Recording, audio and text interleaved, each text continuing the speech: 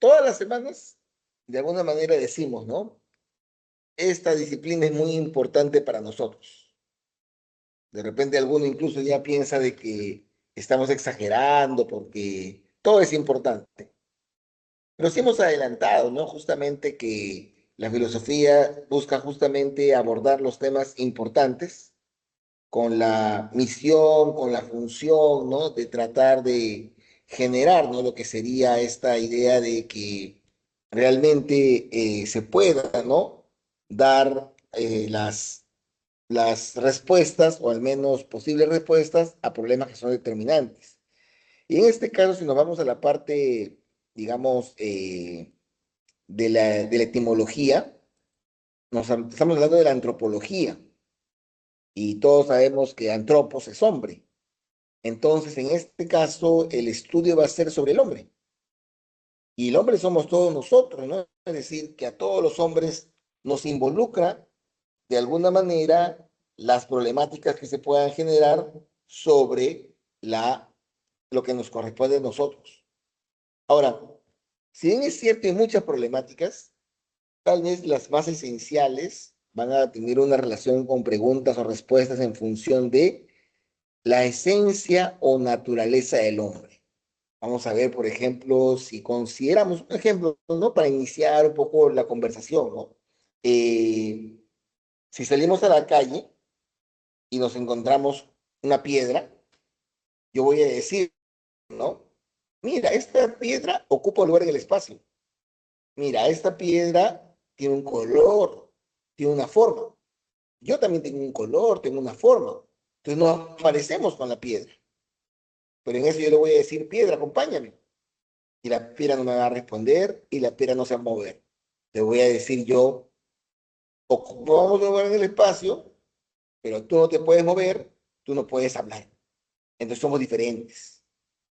Sigo caminando y me encuentro un perro. Le agarro al perro y me lo llevo conmigo. Le voy a decir al perro, perro, acompáñame. Y el perro se va a mover. Les voy a decir, oye perro, tú sí te puedes mover.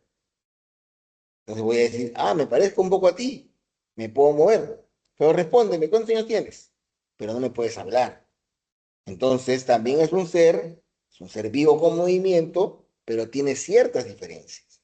Entonces, en esta pregunta sobre la esencia o naturaleza vamos a tratar de buscar, ¿no? ¿Qué es lo que haría único al ser humano según la propuesta de distintos filósofos? Ahora, por otro lado, tenemos también el tema del sentido de la existencia. ¿Qué quiere decir el sentido de la existencia? Quiere decir el rumbo, ¿no?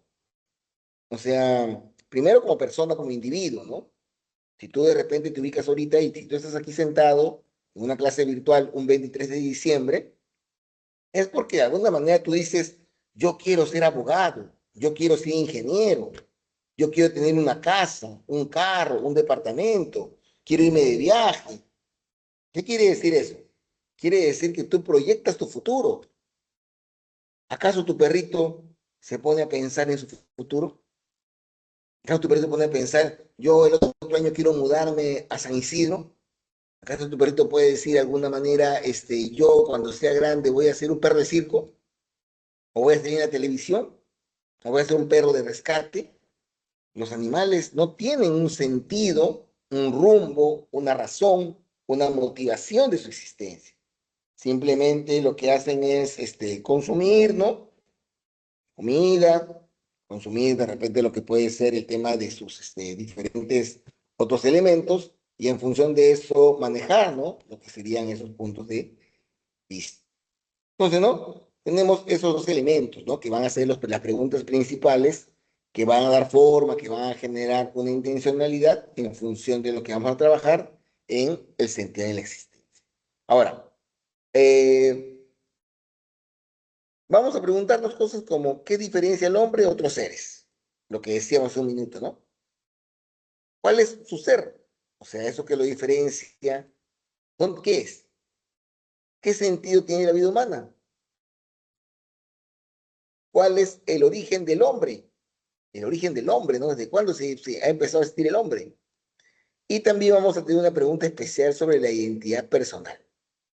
Estos son los temas, las preguntas que aborda de alguna manera la antropología filosófica. ¿Ya?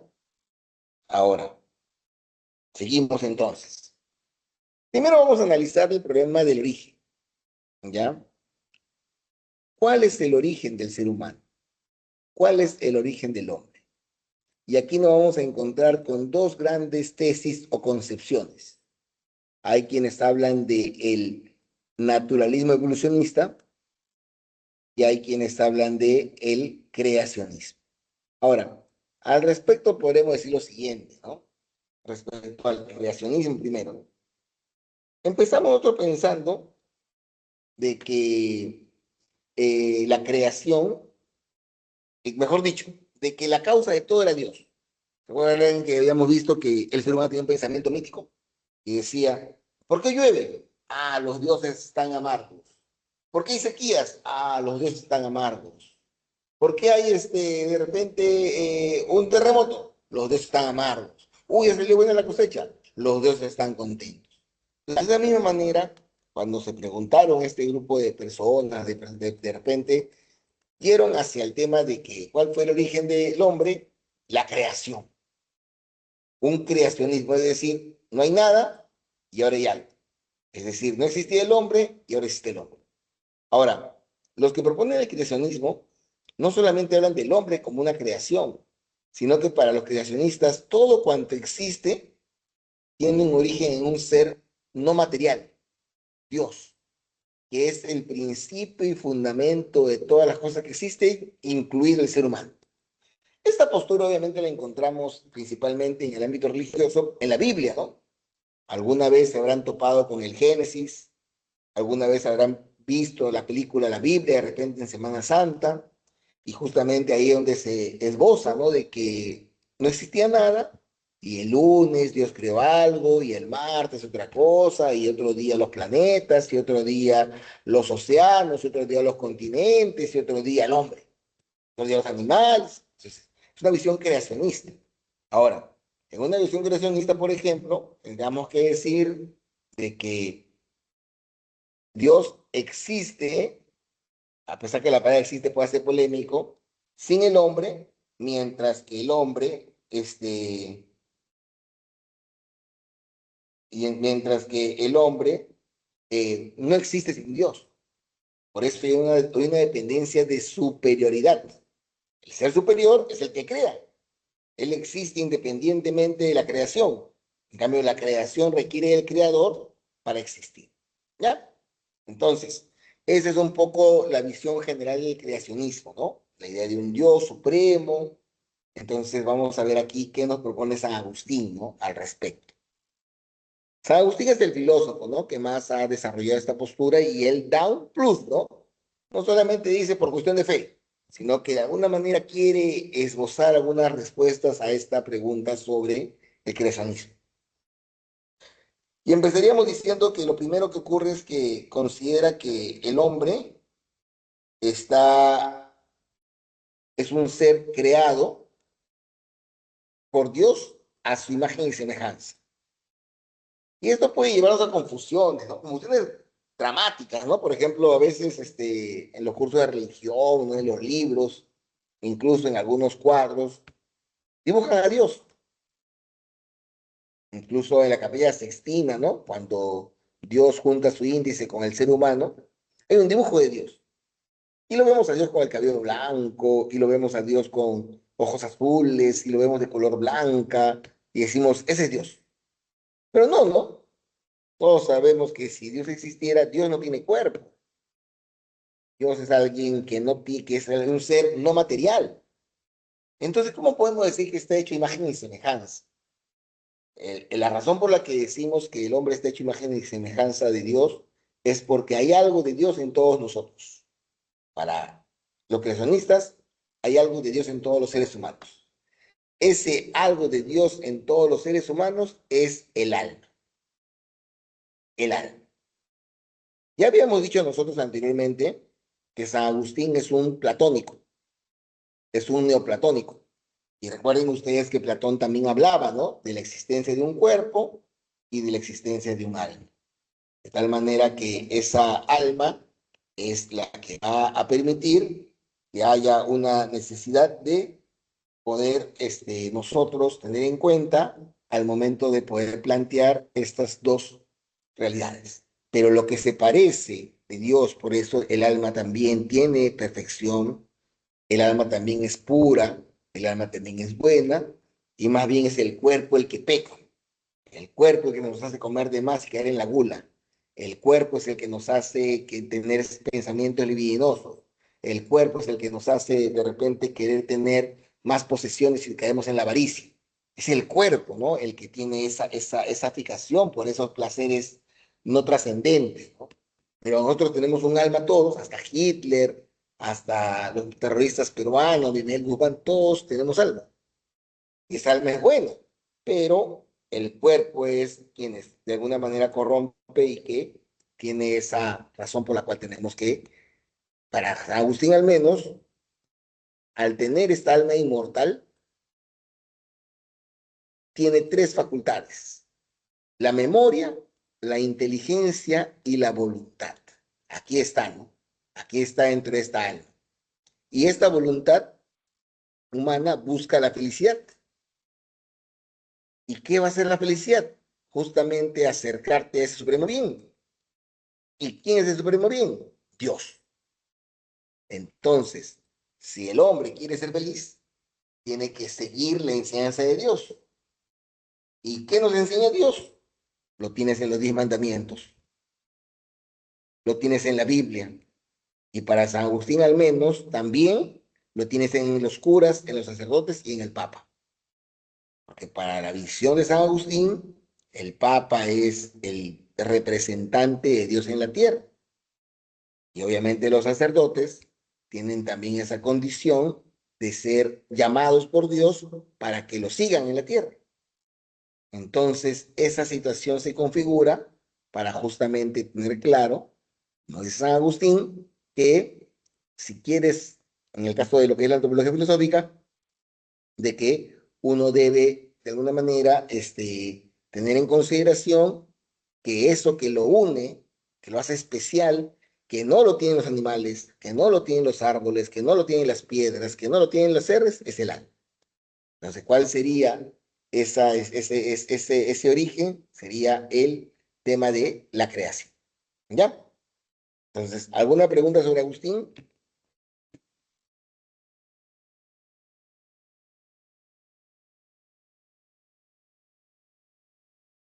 Entonces pasaríamos a la segunda postura.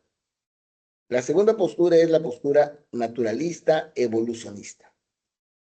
¿Qué propone la postura naturalista evolucionista? Primero, ¿no? No existe un Dios superior, no existe un ser creador, no existe eso. El hombre ha surgido de la naturaleza y la evolución natural es la palabra clave. Gracias a la evolución natural es lo que hoy hace que nos llamemos la humanización. En la postura naturalista evolucionista no hay dioses, no hay dioses, no hay dioses. Y tenemos como representantes a Spencer y a Engels. Se van a parecer, pero no van a ser lo mismo, ¿no? Porque si no, no tendría sentido mencionarlo. Pero sí tienen que parecer porque ambos son naturalistas evolucionistas, ¿ya? Ahora, ¿qué nos plantea Spencer? ¿Qué hace de novedoso, de importante, interesante Spencer? Primero, ¿no?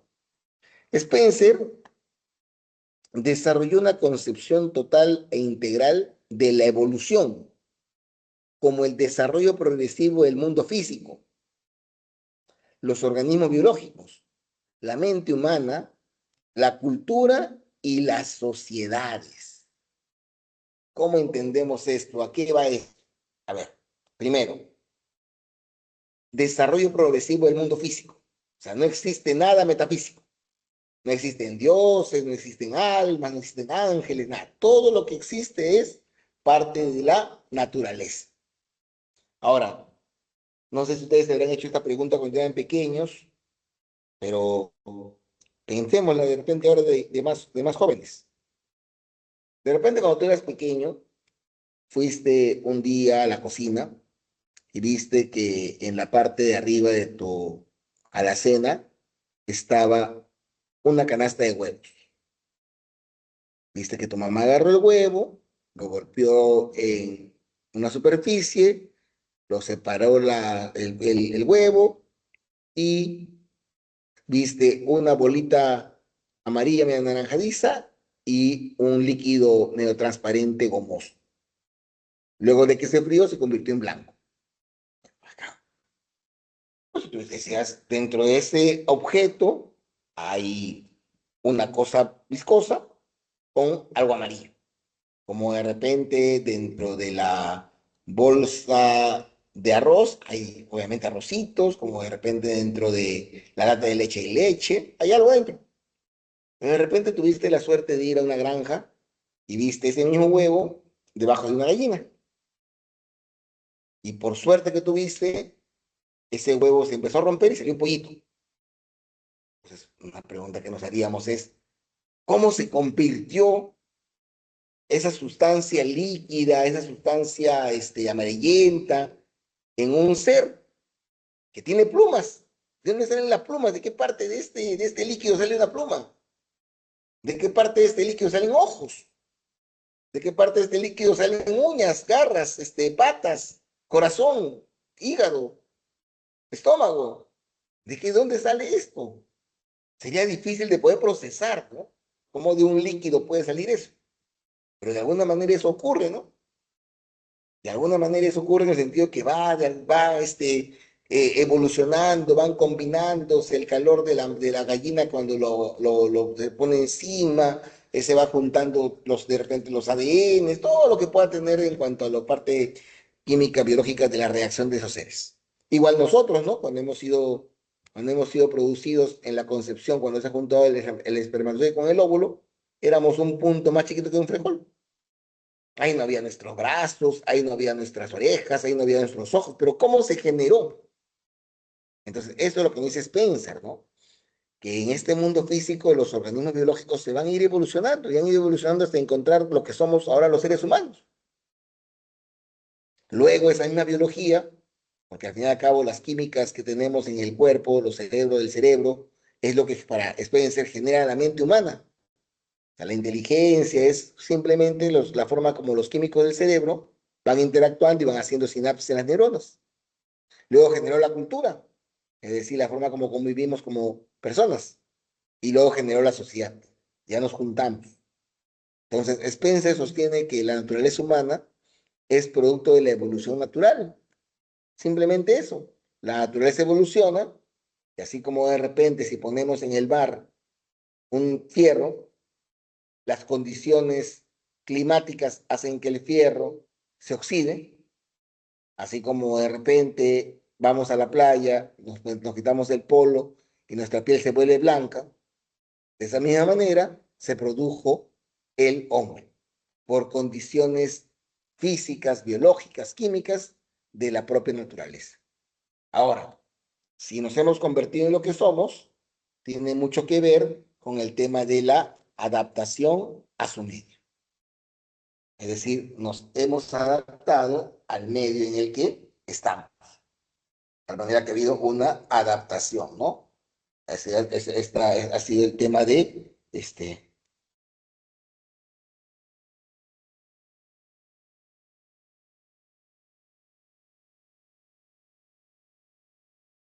eso también es importante.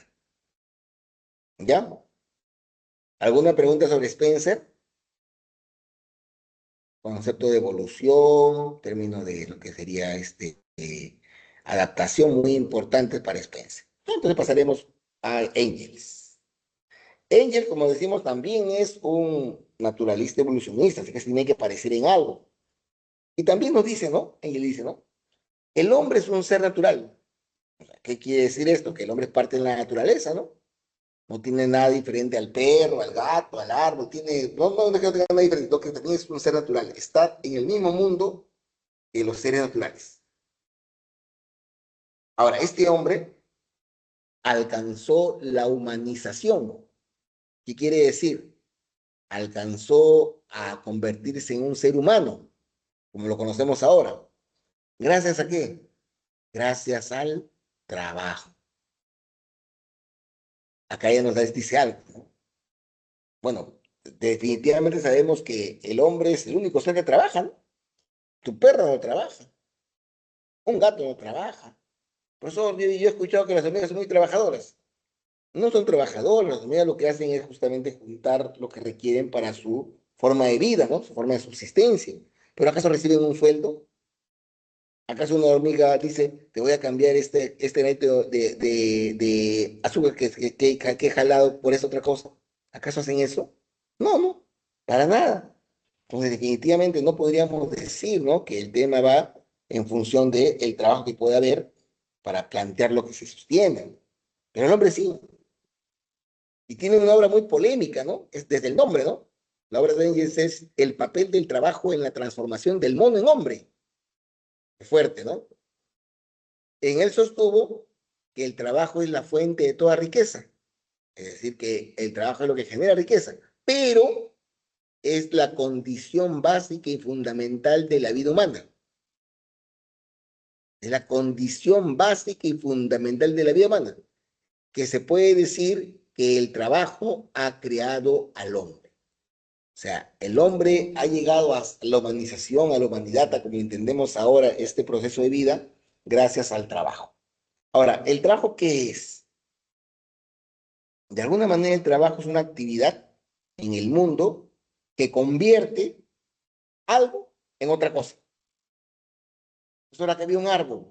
Bueno, el hombre fue con su hacha, trabajó y convirtió ese árbol en una silla. Ese es el trabajo, es la transformación, ¿no? Entonces, en esa transformación es muy importante, ¿no? El hecho de que no se ha contentado con su medio ambiente y ha visto por conveniente decir, yo no quiero este árbol aquí, yo no quiero sentarme en el suelo, voy a utilizar la materia prima de este árbol para hacer una silla. Entonces, eso es importante, ¿no? A tal punto que se puede decir que el trabajo ha creado al hombre. Ahora, algo muy importante, ¿no? La mano. La mano es muy importante, ¿no? La mano.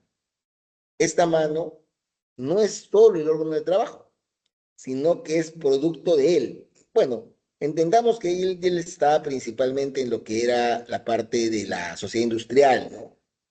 Definitivamente en ese momento la mano, el trabajo era principalmente manual, ¿no? Ven que en las fábricas, ¿no?, se requieren personas para que ensamblen, ¿no?, las máquinas, personas para que vayan poniendo las galletas, ¿no?, dentro de toda esa parte de eso. Y obviamente dice que también es producto de él, sino porque justamente la mano es muy importante, ¿no? Engels hace esa reflexión, ¿no? Y dice, qué importante es que en la mano del ser humano el pulgar sea contrario a los otros dedos. Si tú has buscado a tu perrito no tiene el dedo extendido, sino que tiene el dedo de alguna manera un poco más pegado a los otros cuatro dedos. Entonces tu perrito, por más que intente, nunca va a poder agarrar algo. Nunca va a poder agarrar un lapicero, nunca va a poder agarrar un vaso, nunca va a agarrar un cubierto, porque su concepción física no le permite. Pero el hombre, producto de su necesidad, fue alejando el pulgar, ¿no? Y todos los primates en realidad, ¿no? Fue alejando el pulgar a tal punto que el pulgar hoy se encuentra distante, ¿no?, de los otros dedos. Y eso nos permite agarrar. Si no, sería muy complicado, ¿no? Escribir, agarrar una taza, agarrar un cubierto, ¿no? Entonces, la mano es muy importante para Engels. Ahora, hay tres rasgos esenciales en la evolución humana: el habla, un gran cerebro y la postura erecta. A mí me gustaría centrarme en este momento en lo que sería el tema de el habla. Eh, Hay una serie de películas, ¿no?, que de alguna manera se reflejan en lo que podría ser un futuro distópico del hombre. Saben de que, bueno, cuando uno piensa en el futuro, se imagina al hombre manejando autos que vuelan, ¿no? Parecido a lo que podría ser los supersónicos, ¿no?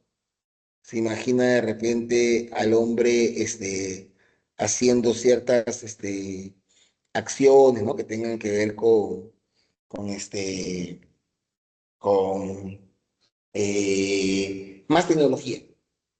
Pero algunas propuestas distópicas como la que plantea la película El planeta de los simios, plantea que en algún momento el hombre pierde la supremacía de la Tierra y son los monos los que dominan la Tierra. Y bueno, ¿no? En esa saga, que son varios capítulos que incluso empiezan en la década del 70, ¿no? Y que han buscado una forma de tener cierta relación con lo que vemos ahora, porque hay versiones, hay, mejor dicho, partes, secuencias más actualizadas. Hay un tema en común. Primero, de que en algún momento de esa relación, en cuenta la película, ¿no? Que los perros y los gatos fueron de alguna manera exterminados, tuvieron unos problemas y ya no existían. El ser humano empezó a tener monos como mascotas.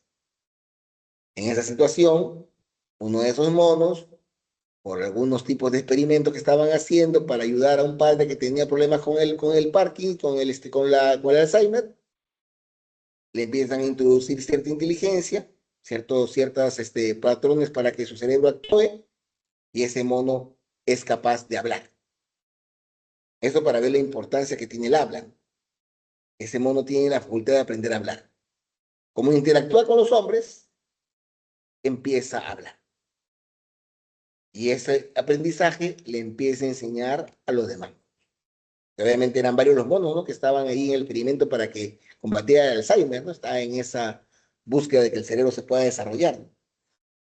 Curiosamente, paralelamente a eso, en la humanidad empieza a propagarse un virus que les quita el habla a los hombres. Entonces, cuando el hombre pierde el habla, empieza un camino de involución. Todo lo que había construido, todo lo que había construido como hombre, empieza a volver un poco a la parte un poco más salvaje. Se vuelve más salvaje. Se empieza a volver ya prácticamente un animal de jungla. Por eso en la película todavía hay seres humanos.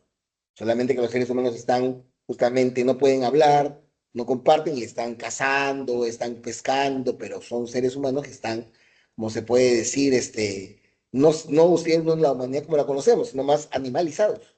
En cambio, el mono, que aprendió a hablar, desarrolló toda una nueva forma de vivir en la Tierra. Definitivamente, el habla es muy importante, aunque no parezca, ¿no? Si todos no pudiéramos hablar para esta propuesta, nos empezaríamos a involucionar.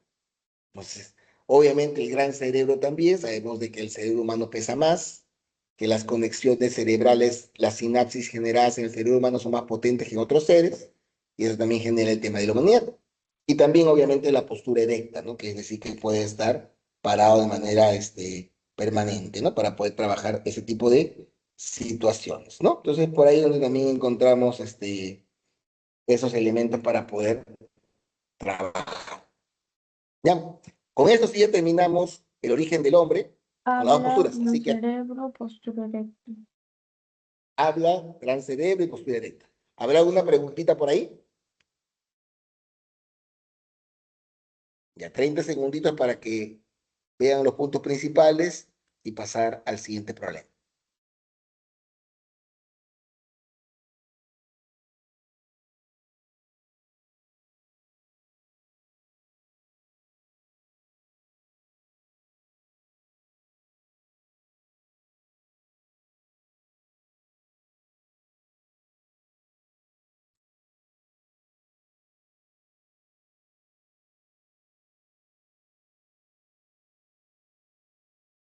Ya.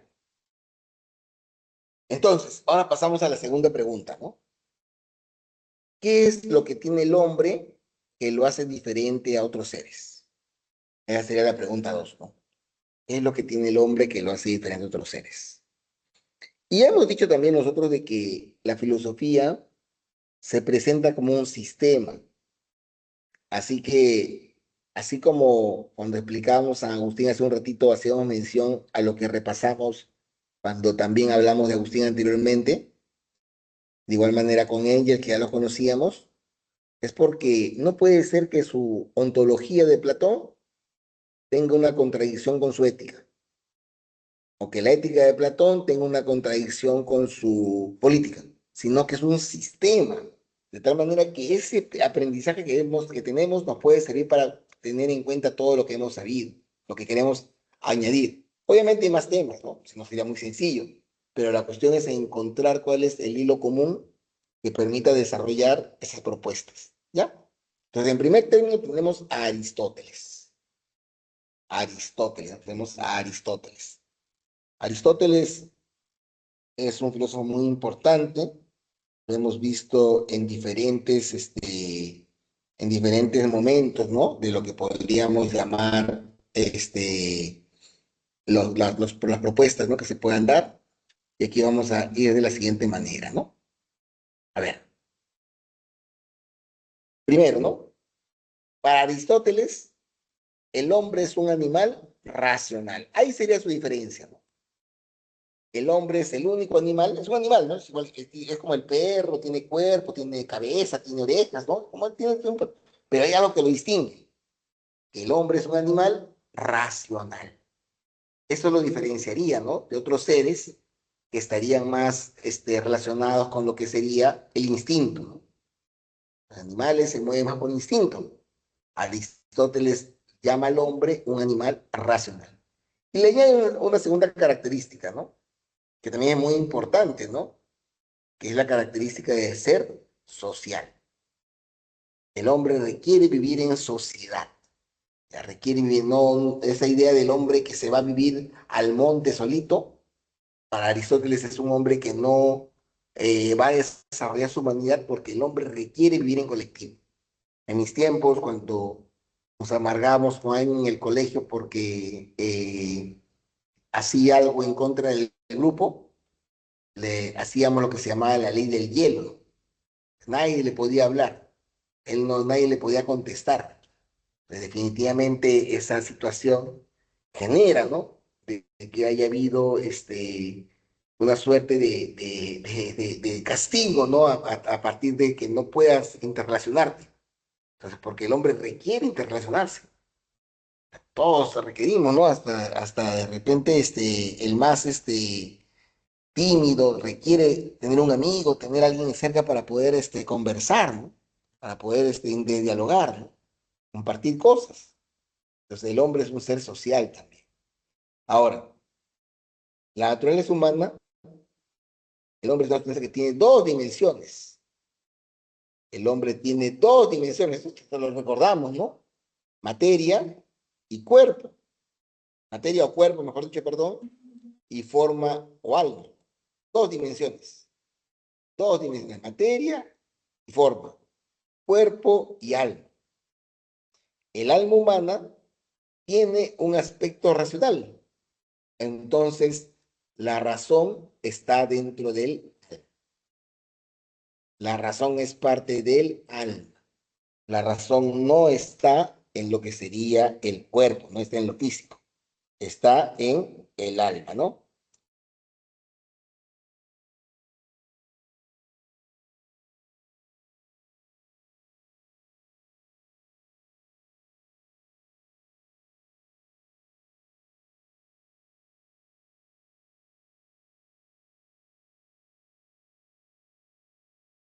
Y eso sería lo que nos diferencia de los demás animales. Ya, ese sería Aristóteles, Aristóteles, Aristóteles.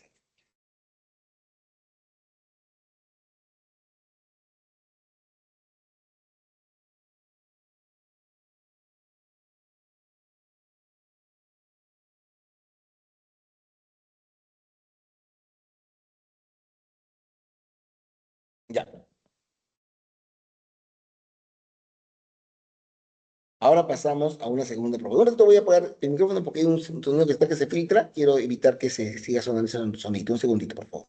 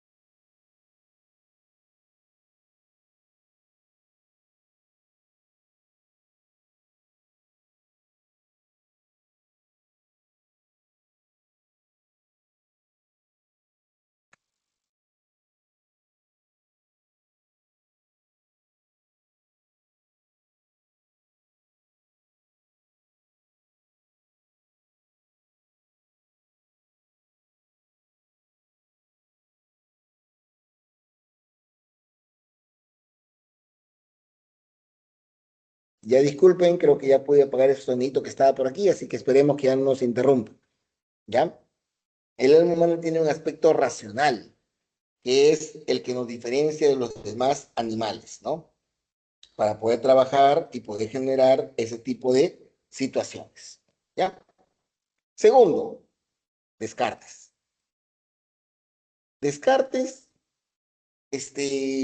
también lo conocemos, ¿no?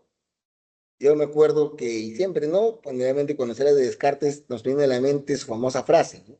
Pienso, luego existo. Pienso, luego existo. En ese escenario vemos lo importante que tiene para Descartes la palabra pensamiento. Entonces podríamos decir que para Descartes la naturaleza está relacionada con el pensamiento, ¿ya? Es decir, ¿no? El hombre es un compuesto de res extensa, sustancia material, y res cogitans, sustancia pensante. Hasta aquí se parece bastante a Aristóteles, ¿no? Materia, res extensa, y otra vez, cogitans, sustancia pensante. Tiene una semejanza, ¿no?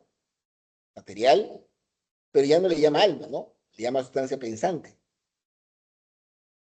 Para Descartes, de estas dos sustancias, la que lo hace distinto de cualquier otro ser es la sustancia pensante.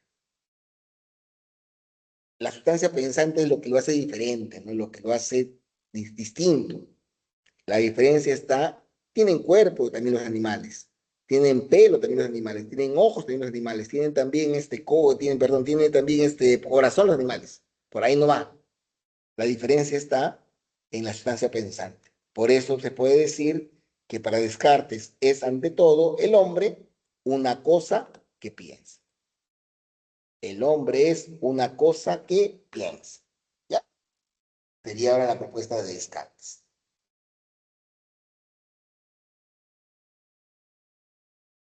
¿Hasta ahí alguna pregunta?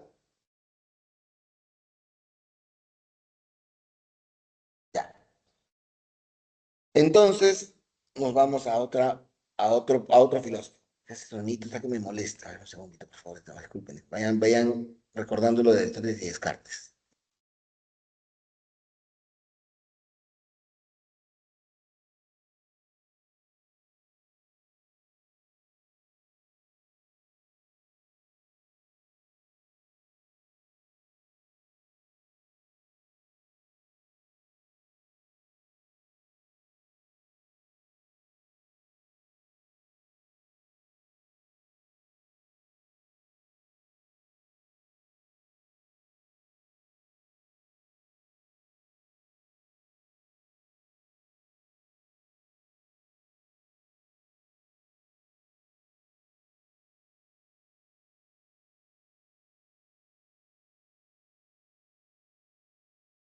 Ya. Esperemos que ahora sí lo haya podido anular. Ya les decía, ¿no? Vamos a pasar ahora a Nietzsche, que también lo conocemos, ¿no? Nadie me puede decir, profesor, no hemos visto a Nietzsche en todo el semestre, ¿no? Ya lo hemos estado viendo. ¿Qué nos dice Nietzsche? Nietzsche va por un lado por el tema de lo que sería el hombre como un ser natural y biológico. El hombre es un ser natural y biológico. Ahí empieza todo. El hombre es un ser natural y biológico, que posee instintos vitales. ¿Recuerdan ustedes que decíamos eso? Que permiten su autoconservación. Entonces, ahí va por otro lado, ¿no? Mientras todos quieren destacar su naturaleza diferente en la razón, en el pensamiento, Nietzsche vuelve, ¿no? A la idea de ser natural y biológico, a la idea de que tiene un cuerpo, a la idea que tiene deseos, a la idea que tiene instintos, que es un ser natural y biológico. Y ese ser lo que hace principalmente es ver su autoconservación. Pero lamentablemente para Nietzsche, producto de tres grandes enemigos que tienen que ver con la religión, con el Estado y la misma filosofía griega, este hombre niega sus instintos naturales. Y al momento de negar sus instintos naturales, el hombre se convierte en un ser enfermo. ¿Por qué? Vamos a pensar en dos cosas nomás, dos cosas principalmente, ¿no? Primero pensaremos en lo que sería el tema de en lo que sería el tema en cuanto a sentido vital, vamos a pensar en función de la procreación. Por ejemplo, Aristóteles, ustedes recordarán cuando veíamos a Aristóteles en otros temas, planteaba de que la vida del hombre perfecta, la mejor vida del hombre, era una vida contemplativa. Entonces, si esa es la mejor vida, todos deberíamos aspirar a la vida contemplativa. Pero ¿qué pasaría si todos nos dedicáramos a la vida contemplativa? Nadie trabajaría, por lo tanto, no habría bienes, no habría recursos. Segundo, y peor, nadie procrearía. Y si nadie procrea, se acaba la humanidad, pues. Entonces Nietzsche dice, no, pues esa visión del mundo contemplativo, esa visión del mundo es negativísima. Esa visión que nos hace pensar en el débil, en el pobre, en el que tiene ciertos problemas físicos, nos hace daño. Por eso para Nietzsche se debe superar al hombre. El hombre es un puente, ¿no? Entre la bestia y el superhombre. Para Nietzsche el hombre está estancado justamente por amarrarse a esos patrones del Estado, de la iglesia, y lo que debe hacer es liberarse de esas cadenas y más bien empezar a construir acerca de lo que sería el superhombre, ¿no? Para poder, a partir de poder construir, para trabajar, eso es justamente ver en ese tema para poder trabajar. ¿Ya? Eso sería Nietzsche.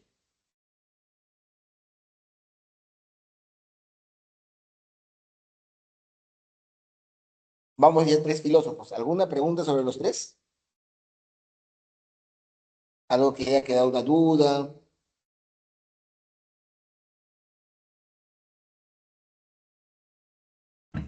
Todo bien, profe.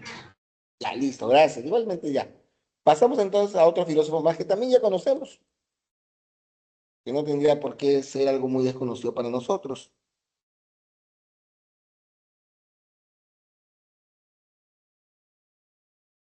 A ver,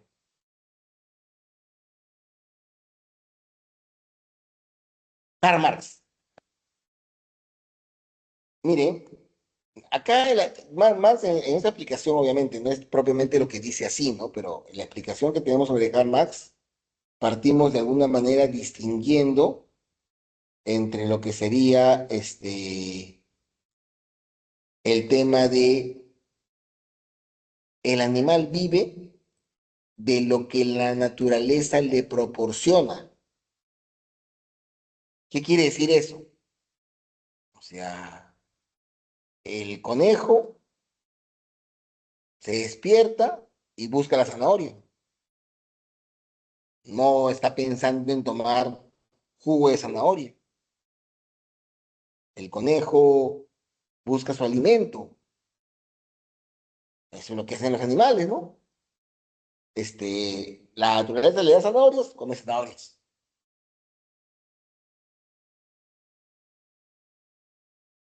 Entonces, eso es la primera parte. Ahora, la segunda parte tiene que ver con que el hombre no hace eso. El hombre garantiza su existencia sobre las bases de las relaciones de producción que entabla con otros hombres para producir y así satisfacer sus necesidades. Acá hay una mezcla, ¿no? Acá hay algo que nos hace pensar producción en trabajo. Es el vínculo, ¿no? Que podríamos destacar aquí con Engels, ¿no? Que nos hablaba justamente del trabajo, ¿no? Pero en este caso es un poquito más complejo. ¿Por qué? Vamos a verlo así, ¿no? En algún momento de la historia de la humanidad, el hombre fue nómada. De manera general, ¿qué ocurría? El hombre encontraba un árbol de manzanas, empezaba a comerse las manzanas, se acababa, se iba a buscar otro árbol de manzanas. Ahí está el árbol, ¿no? Me lo acabé la manzana, ya no hay, voy a buscar otro árbol de manzanas. El hombre veía un conejo, me lo quiero comer, perseguía al conejo, lo atrapaba, lo cocinaba, se lo comía. Perfecto. Otro día quiero conejo, tengo que buscar otro conejo. Pero maravillosa la mente humana dijo, ¿por qué voy a ir a buscar un árbol de manzana? Si yo puedo sembrar un árbol de manzana, dos árboles de manzanas, tres árboles de manzana para tener mucha manzana. ¿Por qué voy a ir a perseguir el conejo si yo puedo poner acá cuatro maderas, puedo poner una cerca y puedo meter conejos ahí y comerlos cuando yo quiera? Y oh, maravilla, esos conejos se van a empezar a reproducir y yo voy a comerme a los viejitos y voy a dejar a las crías que van a seguir creciendo y luego van a producir otros conejos y van a seguir creciendo y así voy a comer conejos para siempre. El plan está bien hecho, ¿no? Pero a partir de eso, ¿qué se obligaba? Se obligaba al hombre, por ejemplo, a tener que abrir la tierra para poner la semilla de la manzana, tenía que levantarse en las mañanas para regarlo, se obligaba a ir a buscar zanahorias para poder darle de comer al conejo y simplemente tenía que trabajar, pues. Y esa es una relación que empieza de producción, empieza a producir esos alimentos. Ahora, como no solamente vivimos de zanahorias, ni de manzanas, ni de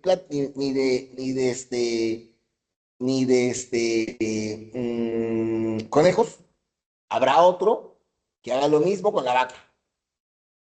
Y ese otro tendrá como mercancía la leche. Habrá otro que hará lo mismo con los tomates. Y ese hombre tendrá como mercancía los tomates. Habrá otro que hace lo mismo con el arroz. Entonces empieza a haber toda una relación social de productor. Y empieza a ver lo que serían los intercambios.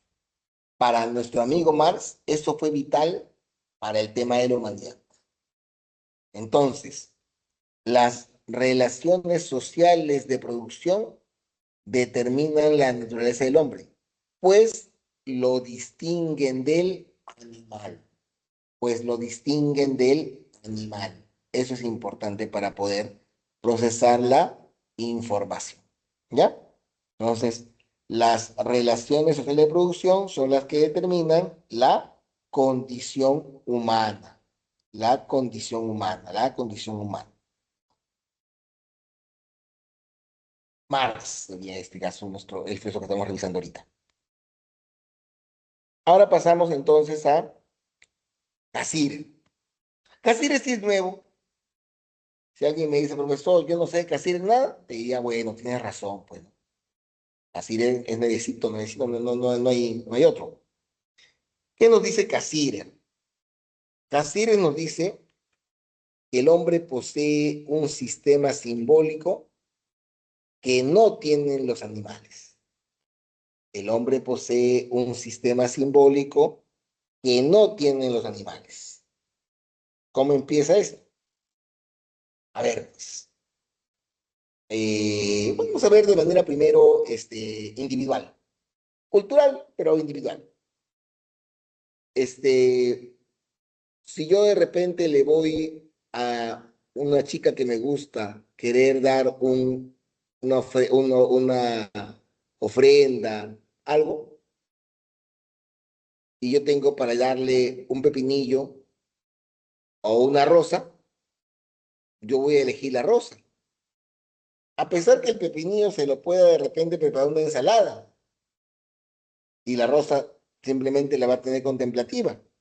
Pero en nuestra cultura, la rosa significa amor, pues. Entonces, la persona lo que va a hacer es valorar más la rosa, entender más el mensaje de la rosa, y eso no lo hacen los animales. Un animal de repente hasta preferiría un plátano a una rosa, porque el plátano se lo puede comer, ¿no? En cambio, la rosa, no.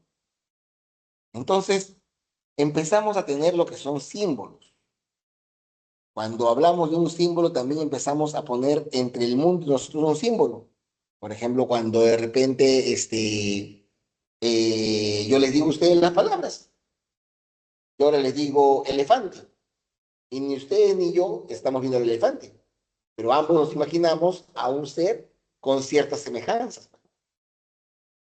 No necesitamos ver el elefante para decir, para hablar del elefante. Yo digo elefante y ustedes vienen con esa idea.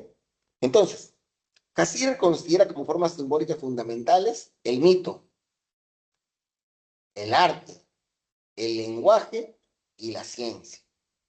¿Ya? Cassirer considera como lógicas formales simbólicas fundamentales el mito, el arte, el lenguaje y la ciencia. Lo esencial del hombre radica, por tanto, en la manera en que accede al mundo, que construye un sistema de símbolos que hay que interpretar. A ver, pues, vamos a comer pollo. Profesor, yo quiero el KFC. Profesor, yo quiero el Popeyes. No importa, pues, el perro se va a comer de cualquiera de los dos. Profesor, vamos a comprar no sé,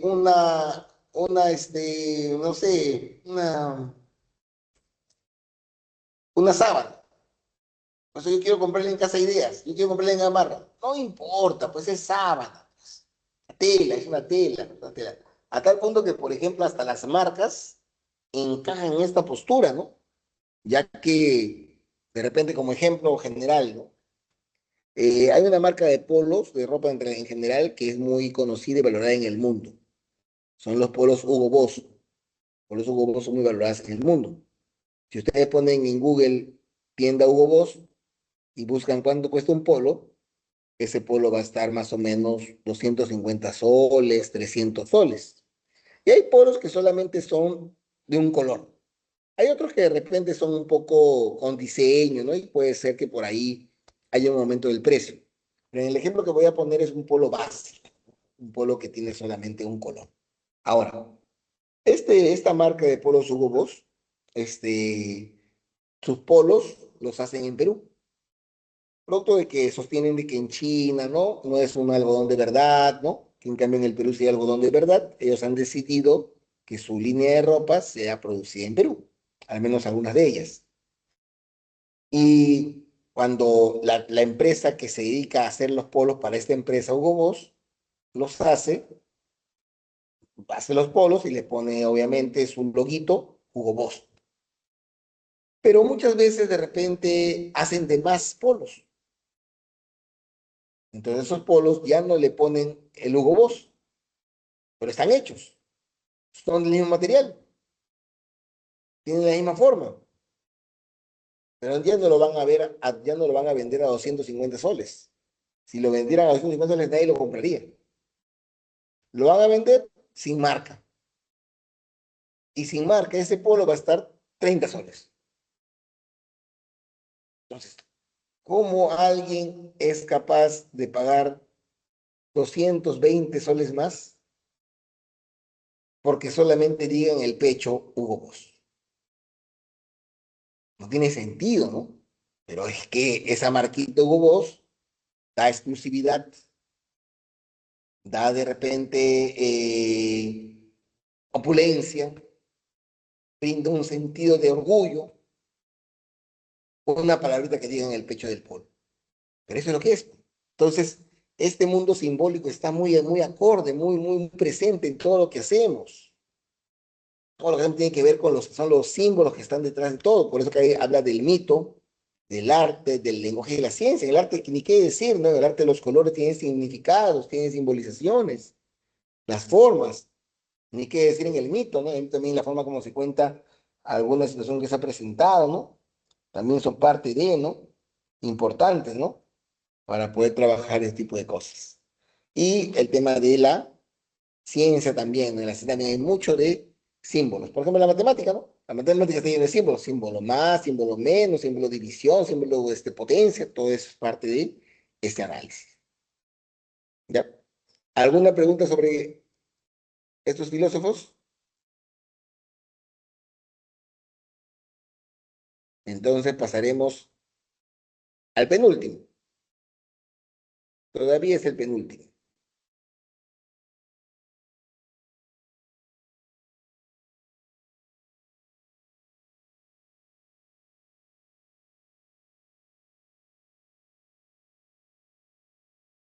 Ya pues. Max Schelling.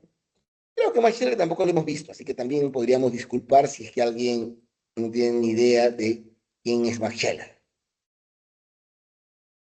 La palabra clave de Machele es que el hombre es un ser espiritual.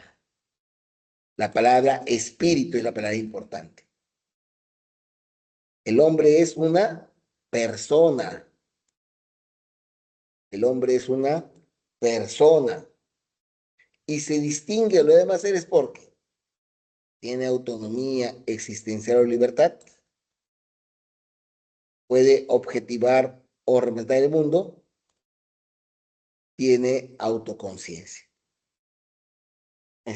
¿Cómo entendemos esto? Primero, bueno, lo de autonomía es más sencillo, ¿no? De entender, ¿no? Autonomía, ¿qué quiere decirnos? Quiere decirnos de que al hombre nadie le puede mandar. O sea, bueno, si son ustedes todavía menores de edad, todavía tienen cierto, la sociedad ha generado una cierta protección, una cierta obligación de que todavía sus padres velen por ustedes. Pero si ustedes ya tienen 18 años y ustedes se quieren hacer un tatuaje, se lo pueden hacer. Obviamente tu papá si no quiere te botará de la casa, ¿no? Pero es tu libertad elegir el tatuaje a vivir en tu casa. Ustedes pueden decir, papá, me quiere vivir solo. No los puede tener. Tiene libertad, tiene autonomía existencial. Papá, yo no quiero vivir en San Martín porque quiero vivir en Los Olivos. Me puede decir, ¿no? Bueno, obviamente que tengas las condiciones económicas, las facilidades, pero puedes hacerlo. ¿Me quiero casar? Te puedes casar, ¿no? Nadie te puede decir que no. Pero definitivamente, el tener autonomía existencial y libertad es una característica que hace que los seres humanos sean personas. ¿Ya? Segundo, puede objetivar o representar el mundo. ¿Esto cómo lo entendemos? Pensémoslo así, ¿no? A ver, yo quiero construir un nuevo carro y se me da un auto y se me ha dado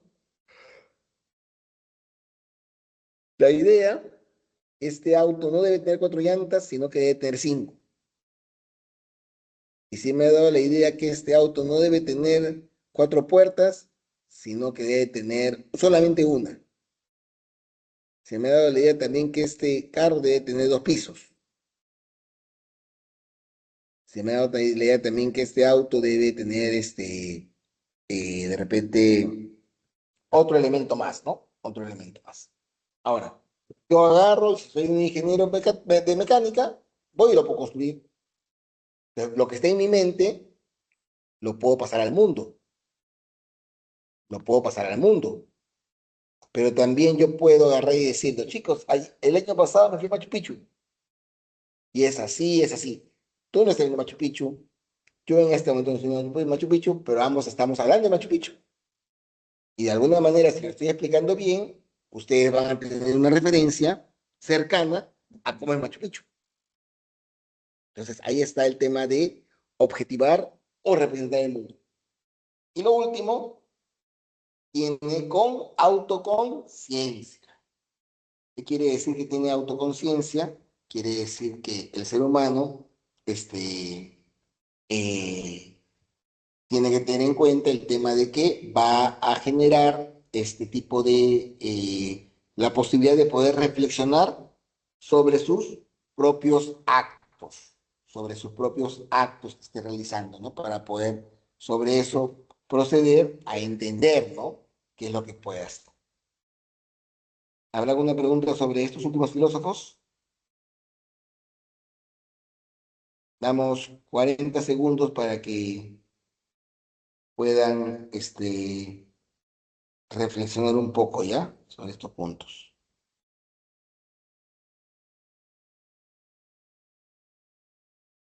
En breve pasamos al siguiente.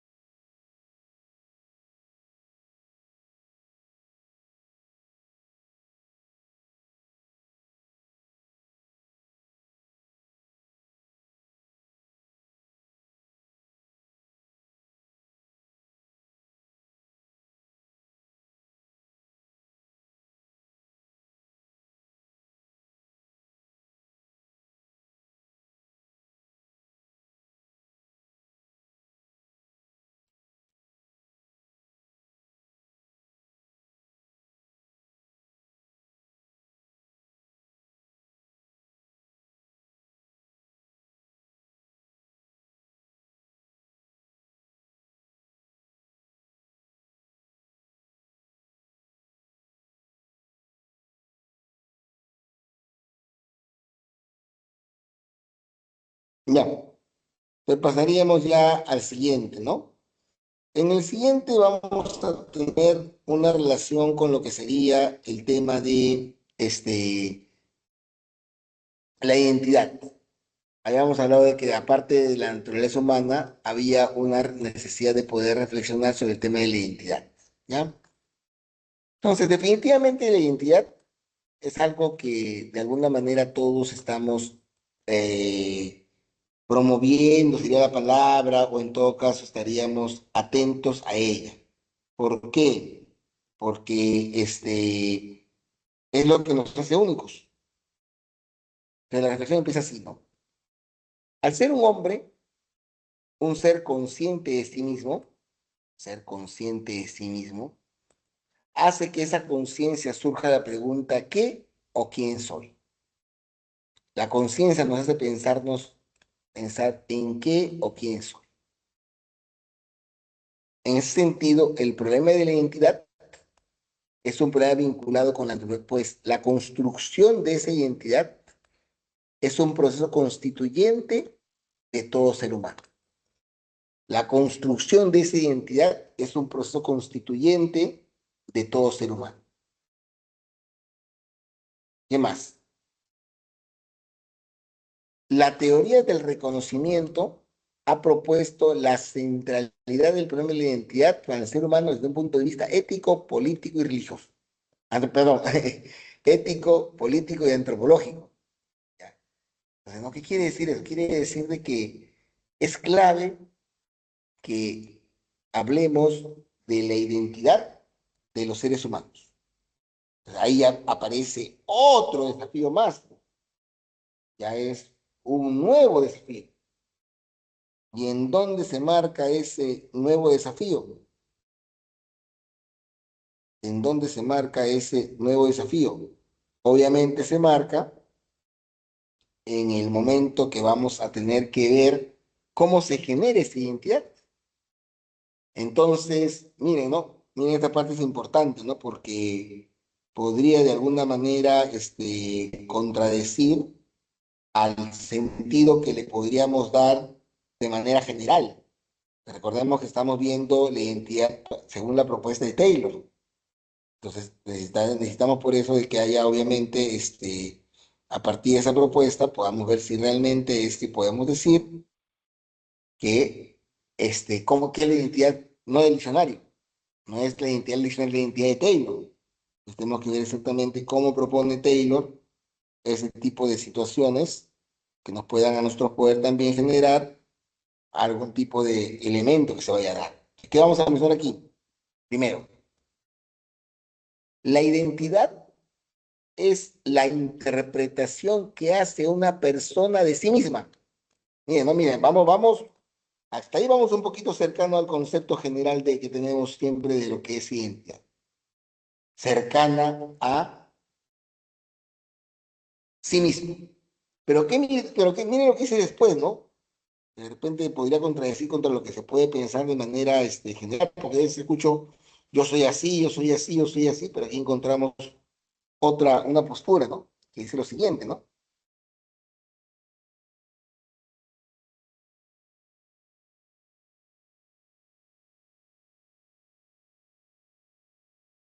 Depende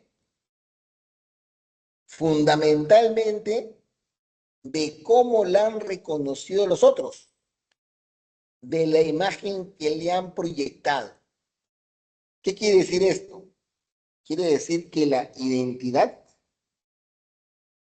no depende solamente, no depende solamente de lo que de alguna manera uno piense de sí mismo, sino que resulta vital, resulta muy importante y necesario el hecho de que se dé el reconocimiento del otro. La identidad se forma por el reconocimiento del otro. Esta palabrita otro, ¿cómo la entenderíamos? Eso lo mencionamos un poquito cuando estuvimos hablando acerca del encuentro de los españoles con los incas. Y decíamos, ¿no? Por ejemplo, ¿no? Decíamos, eh,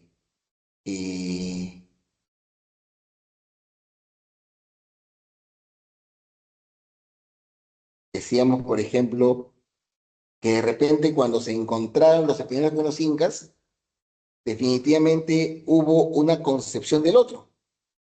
En apariencia física, la básica, ellos tienen barba, nosotros no.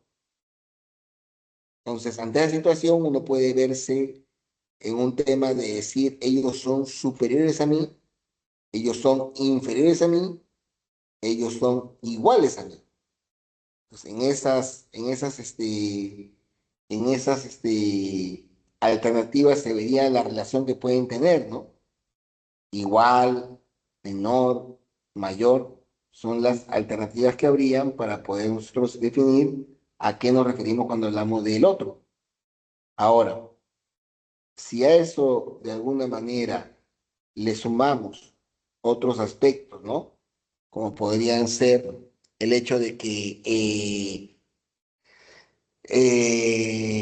en esa situación de superioridad o de inferioridad se van a generar también formas de relación entre ellos, ya la cosa se complica más, ¿no? Porque definitivamente en esas situaciones ya no nos quedaría más que poder saber, ¿no? Que necesariamente para yo constituir mi identidad tengo que ver lo que piensan de mí. O también me acuerdo otro ejemplo, ¿no? Yo recuerdo que a veces cuentan las anécdotas, ¿no? De los partidos de fútbol. Había una anécdota que contaba Menotti. Y él dice que había ido un día a Europa para entrenar. Es una selección argentina de la década del 80 más o menos, ¿no? Pero sirve el ejemplo para el caso, ¿no? En el 80 más o menos, la selección argentina fue a Europa, fueron amistosos con Alemania. Pero los argentinos, en ese tiempo, con más razón, eran mucho más débiles, ¿no? Físicamente, más bajitos, más, menos musculosos, ¿no? En Alemania la nutrición es muy importante para el deporte de alta competencia, ¿no? Entonces fueron al entrenamiento de Alemania y vieron esos alemanes, ¿no? 1,80 m, musculosos, fuertes, ¿no? Que tenían bastante fuerza. Y ellos más bien eran pequeños, flaquitos, menuditos.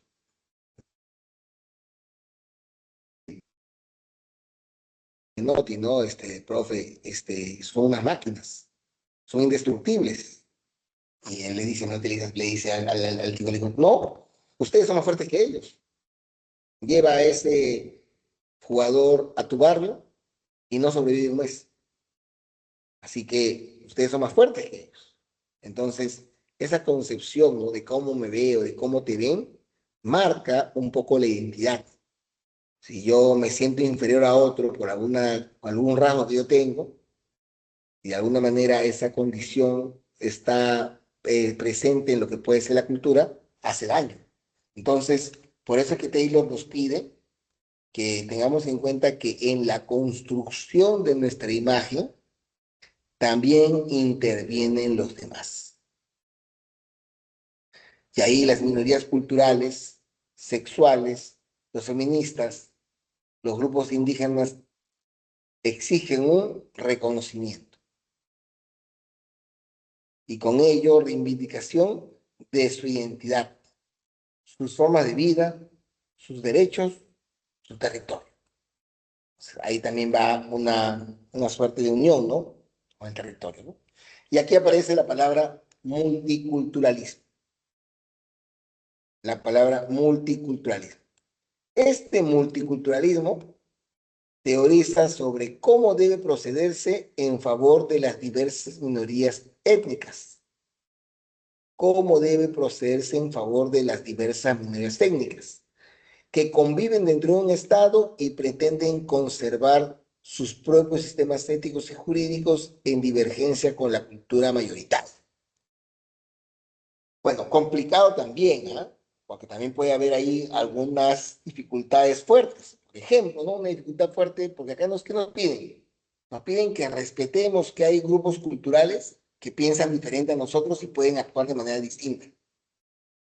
Eso obviamente en el vacío uno diría que importante, ¿no? Uno diría, bueno, en los lugares que hablan quechua, que sigan hablando quechua.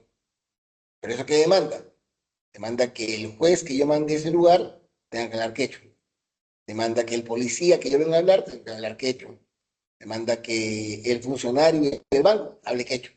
Entonces, genera una necesidad, ¿no?, de respeto, pero no solamente es en el papel, ¿no?, sino que hace que tenga una concepción de Estado diferente, ¿no? Pues habla del Estado, ¿no?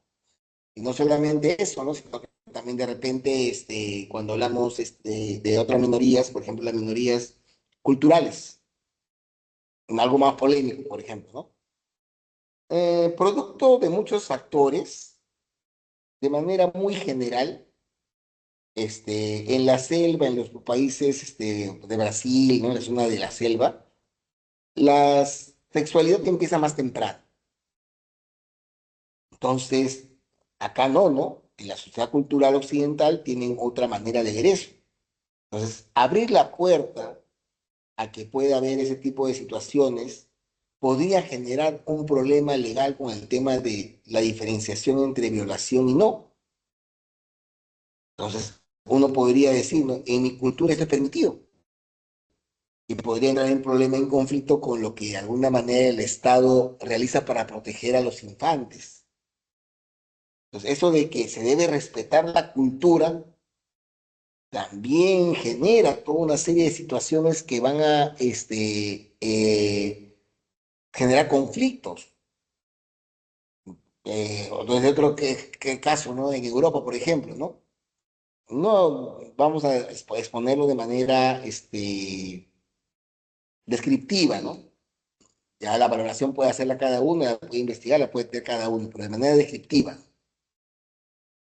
Y hoy día vemos una selección de Europa, si hoy día vemos una sociedad europea en general, vemos que las culturas musulmanas, las culturas africanas, las culturas han agarrado mucha fuerza, a tal punto que muchos de los patrones culturales han reemplazado a los originarios de Europa. Si bien esto no necesariamente es bueno o malo, pero sí nos pone en el debate acerca de si estas personas que vienen desde un lugar extraño a un lugar nuevo deben acogerse a la cultura del lugar al que llegan, o deben, o más bien las personas que viven en esa zona deben aceptar una nueva forma de vida. Es bien polémico eso, ¿no? Por ejemplo, ¿no? De repente, vamos a poner un ejemplo, ¿no? En Francia. En Francia todavía la mayoría de personas son católicos. Entonces tienen en sus escuelas la cruz. Pero viene un musulmán y dice, yo no quiero que haya la cruz. Yo no creo en la cruz. Quiten la cruz. Entonces, un problema, conflicto, ¿no? Si tú estás viniendo aquí, ¿cómo me vas a prohibir a mí que yo tenga cruces? Y se agrava más todavía, ¿no? Porque ya supuestamente esas personas de otra cultura llegaron al país y a su hijo lo tuvieron en este país. Por lo tanto, su hijo tiene una cultura de otro lugar, pero vive en el país con otra cultura, pero también es ciudadano de ese país. Entonces, a él sí no se le podría decir que es una cultura externa, que es un extranjero, sino que él es un francés, o alemán, o español, o portugués, ¿no? Y eso genera también toda una serie de situaciones. Ahora, si supuestamente hay una gran cantidad de mayoría de migrantes que han ido de un lugar a otro, en este caso, hablando de Europa, se asume que las condiciones de vida del lugar de llegada son mejores a las condiciones de vida del lugar de salida. Habría que ver una reflexión en qué medida esas prácticas culturales que tienen pueden haber generado justamente, entre otras cosas obviamente, algún tipo de acción que dificulte que en su zona originaria puedan tener las mismas condiciones que tendrían en la zona nueva. Pues toda esa serie de preguntas van a surgir, ¿no? Porque acá nos están pidiendo que debemos respetar, debemos tener en cuenta de que a pesar que sean minoría, debemos conservarlos, debemos apoyarlos. Bueno, hay cosas que sí de repente, pero hay cosas un poco más polémicas, ¿no? Que habría que tener en consideración, al menos para la reflexión. Y el multiculturalismo se basa en una noción amplia de tolerancia. O sea, para el multiculturalismo es muy importante la tolerancia, el ser tolerante, el tolerar las cosas como son. ¿Ya? Entonces, para Taylor, la identidad siempre se define en diálogo con los otros. ¿Ya? La identidad siempre se define en diálogo con los otros. ¿Ya? Ese sería Taylor. Con eso terminamos la parte teórica. Bueno, viene un glosario, vamos a ver el glosario de todas maneras. Bueno, primero nos habla de lo que sería la esencia. Ya dice que son características permanentes e invariables que determinan la naturaleza del ser, que determinan la naturaleza del ser, importantísimo. Luego vendría lo que sería el tema de las relaciones sociales de producción, ¿ya? Que tiene que ver que son las relaciones de los seres humanos para producir los bienes deseados y se establecen en función de la posición que ocupan los agentes en cuanto a la propiedad o no de los medios de producción. En este caso se destaca sobre todo quién es dueño de la empresa. Obviamente, si es dueño de la empresa, según esta visión, no va a trabajar, ¿no? En el sentido de trabajo manual, pero se va a quedar con la plusvalía. Entonces, en cambio, el otro va a trabajar, va a transformar la naturaleza, pero solamente se va a quedar con su sueldo.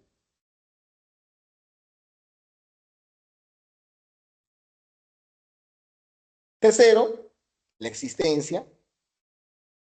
Nos dice que al margen de cómo se pueda pensar o imaginar una cosa, esta se encuentra simplemente por ahí, de por sí así, en la realidad. O sea, hay una realidad, hay una existencia. Yo puedo pensar muchas cosas, pero la existencia existe. Y el último puntito, el Dasein, bueno,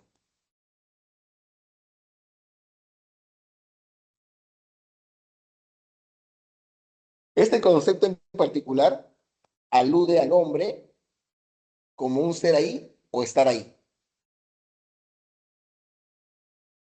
Es decir, al hombre como algo de por sí ubicado en la realidad mundo y abierto al mundo. El Dasein se relaciona de manera cotidiana con los útiles, es decir, las cosas, y está abierto a estos como también a los demás seres existentes, hombres. Es decir, a veces hablaban, ¿no? De que el hombre es un ser arrojado al mundo, ¿no? O sea, al estar arrojado al mundo, lo que va a hacer es convivir con cosas, lo que va a hacer es convivir con otros hombres, y en esa convivencia, en esa relación cotidiana, de alguna manera se van a producir este, temas que de alguna manera vinculen al hombre con su existencia. ¿Ya? ¿Hasta ahí alguna pregunta? ¿Alguna duda? Entonces, al tener una clase de 2 horas, de igual manera que en otras clases, vamos a dar 10 minutitos para que podamos resolver alguna de las preguntas y luego podamos de manera conjunta resolverlas, ¿ya? Vamos a poner por aquí, por si acaso, el tutor entre, resolución de ejercicios de manera autónoma hasta las 2:10 p.m. ¿Ya? 10 minutitos de resolución de ejercicio de manera autónoma. Y de ahí ya lo hacemos de manera conjunta. Es importante, ¿no? Que siempre nos vinculemos de esta manera con esto.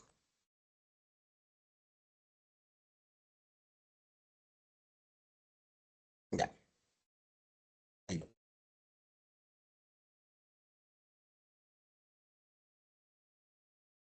Ya. Volvemos entonces por aquí para ver el tema de las cosas que estamos haciendo, ¿no? Para poder trabajar y poder tener en cuenta todas esas cosas que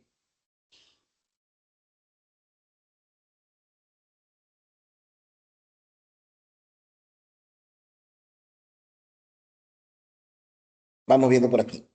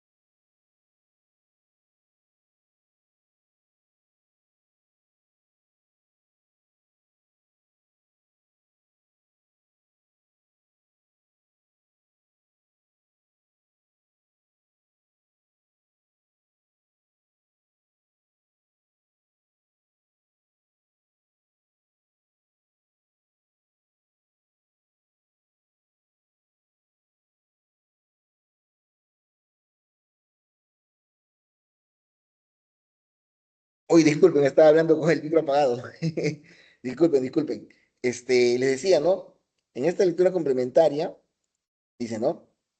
Si se pregunta a un europeo culto de lo que piensa al oír de la palabra hombre, casi siempre empezarán a rivalizar en su cabeza tres círculos de ideas, totalmente inconcebibles entre sí. Primero, el círculo de la tradición judío-cristiana, Adán y Eva, la creación y el paraíso. Segundo, el ciclo de ideas de la antigüedad clásica, la conciencia del hombre tiene de sí mismo, se expresó en la tesis de que el hombre posee razón, logos, donde logos significa la facultad de expresar el qué de las cosas. El tercer ciclo de ideas forjadas en la ciencia moderna de la naturaleza y psicología genética. Según estas ideas del hombre sería un producto final y muy tardío de la evolución del planeta Tierra, un ser que solo se distingue de sus predecesores en el reino animal por el grado de complicación que se combinan en él, energía y facultades que en sí ya existían en la naturaleza intrahumana. Estos tres círculos carecen entre sí de unidad. Poseemos pues una antropología científica, otra filosófica, otra teológica, que no se procuran de la una de otra, pero no poseemos una idea unitaria del hombre. Acá está la clave, ¿no? Esta idea, acá está la clave, ¿no? ¿Por qué? Porque obviamente cuando ya vemos el tema de alternativas, nos damos cuenta de que el hombre solamente se ha estado explicando desde lo que sería una parte, ¿no? No se está explicando desde lo que sería la totalidad, ¿no? Eso también es importante, ¿no? A la hora de poder nosotros tener en cuenta y poder trabajar, ¿no? No tenía que ver con el tema de la espiritualidad del hombre, que trasciende lo biológico, no tenía que ver con el tema de la complejidad, de la procedencia, de la origen del humano, sino que es principalmente el explicar del hombre solo es una parte de lo que es. ¿Ya? Ya en los ejercicios de clase también encontramos ideas importantes, ¿no? En un taller de carpintería, Adriano es dueño de las máquinas y el capital, mientras que Samuel y Steven como trabajadores solo son dueños de su trabajo. Ambos venden su trabajo a cambio de un salario para poder sobrevivir, pero las ganancias obtenidas por la producción quedan en manos de Adriano. Las reglas del trabajo, los horarios, la forma de producción son determinadas por Adriano, quien posee los medios de producción, y Samuel y Steven no participan de esas decisiones. A partir de la situación descrita en el enunciado, es posible afirmar que la antropología filosófica de Marx, ¿qué señala? Que No sé.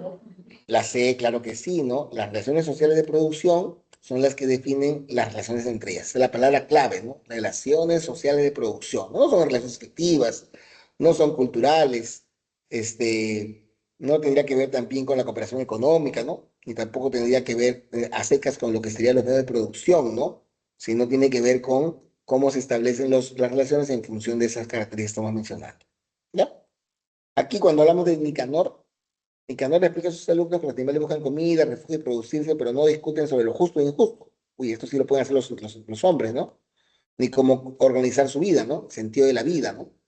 En cambio, los, este, los seres humanos no solo satisfacen necesidades biológicas con los animales, sino que además pueden reflexionar, dialogar, crear las leyes y formas mediante el uso de la razón. Acá está la clave, ¿no? Acá está la clave, ¿no?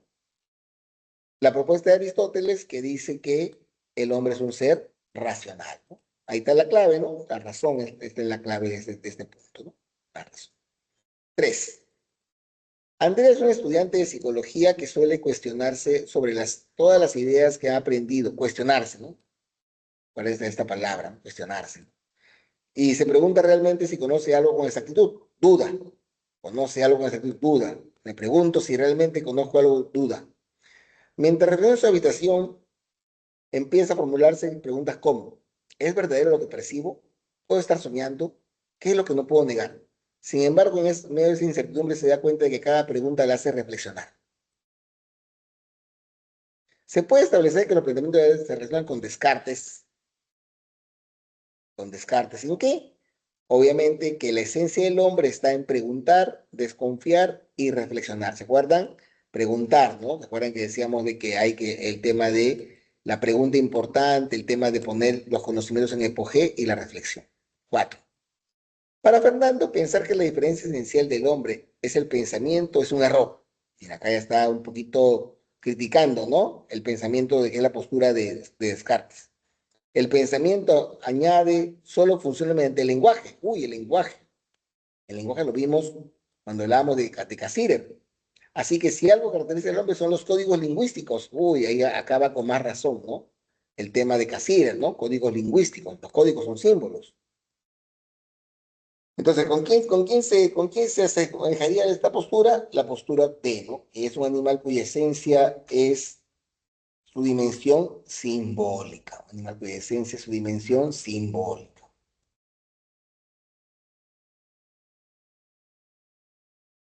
Patricia. Patricia es una joven inmigrante que ha llegado a Italia para estudiar y trabajar. Al principio intenta ocultar su idioma y sus costumbres por miedo a ser juzgada. Sin embargo, con el tiempo se da cuenta de que muchas de sus dificultades provienen de que su cultura no es reconocida ni valorada por quien la rodea. Cultura, reconocimiento, ¿no? Palabra clave, reconocimiento, ¿no? Cultura, ¿no? Cuando finalmente se encuentra un grupo que respeta su historia, su lengua y su modo de vida, comienza a sentirse digna y aceptada. El otro, ¿no? Los otros, un grupo, los otros, ¿no? Digna y aceptada. Gracias a ese reconocimiento puede afirmar su identidad sin vergüenza y construir una autoestima más sólida. Según el reconocimiento de Charles Taylor, el caso de Patricia muestra que la identidad, ¿qué sería la identidad? La identidad definitivamente necesita reconocimiento social para afirmarse y desarrollarse plenamente. Esa sería la identidad 5, ¿no? 6. Alex es un rebelde que no acepta la idea de vivir según las normas tradicionales que le impusieron sus padres. En lugar de obedecer, decide construir su propio proyecto de vida, basado en su fuerza interior, su creatividad y sus deseos. ¿Quién hablaba un poco de la fuerza, de la voluntad, ¿no? Para él la vida debe celebrarse desde el cuerpo y no, uy, el cuerpo. ¿Quién decía que era una cuestión biológica, ¿no? Del punto de vista de él se relaciona con la postura de Nietzsche, está, ¿no? Clarito, que considera al hombre como un ser que, y acá sería el tema de natural y biológico, que afirma sus instintos y su fuerza vital. 7. Rigoberto siente un fuerte impulso a responder con gritos y golpes. Tiene el instinto agresivo cuando alguien lo insulta en la calle. Sin embargo, respira profundo, se calma y decide no reaccionar violentamente, sino retirarse para evitar un conflicto. Rigoberto domina y subordina su instinto mediante. De acuerdo con el problema de la naturaleza del hombre de Scheller, se infiere que Rigoberto, ¿qué hace? Puede actuar libremente, o sea, no tiene que dejarse llevar por lo que ocurre en el exterior y que eso condicione sus acciones, sino que realmente lo que importa es que él va a tener la libertad de reaccionar, de actuar como él de alguna manera quisiera.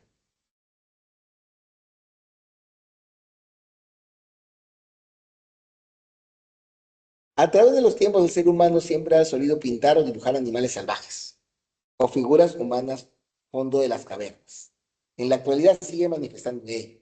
No obstante, ahora utiliza las redes sociales para subir fotos, escribir estados o compartir memes que reflejan su pensar o estado de ánimo. Según el problema de la naturaleza del ser humano, el museo se referencia a la propuesta del carácter simbólico, ¿no? O sea, los dibujos, todo lo que tiene que ver con dibujos, los dibujos son símbolos, ¿no?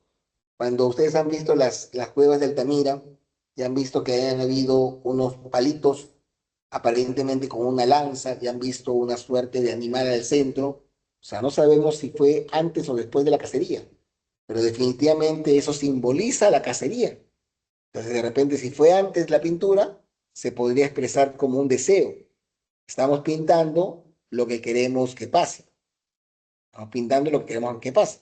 Si fue después de la cacería, puede ser un hecho para recordar. Estamos pintando algo que nos pareció bueno y lo estamos dejando para que todo el mundo lo recuerde. Entonces, pero en ambos casos lo que estamos haciendo es simbolizar, no estamos generando, ¿no? Lo que sería un elemento en particular. Entonces, eso es también importante, ¿no? A la hora de poder generar esos tipos de elementos, ¿ya?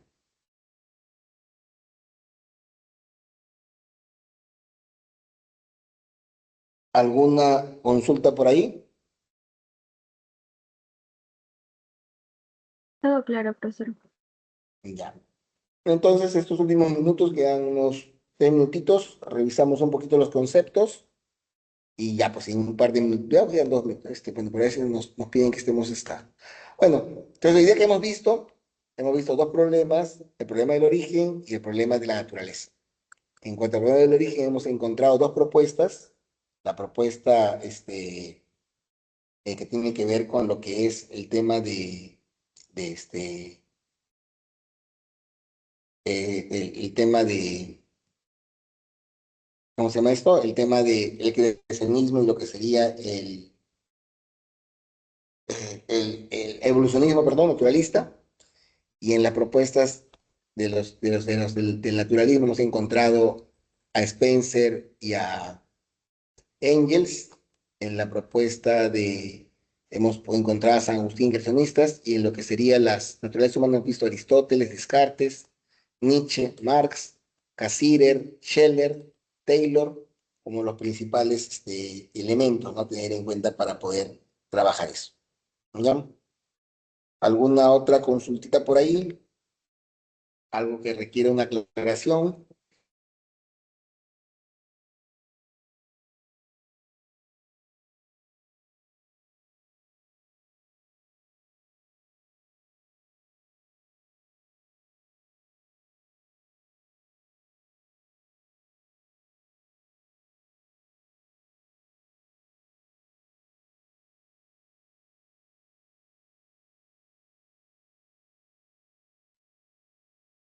Todo claro, profesor. Ya, muchas Otra gracias pregunta. entonces. Ya, entonces, lo dejamos ahí. Entonces, cuídense, ya quedan 30 segundos, creo. Creo que tenemos la recuperación a las 3, así que coman algo rápido. Yo también voy a ver que tomo alguna agua por aquí y nos vemos a las 3 de la tarde. Cuídense hasta más tardecito.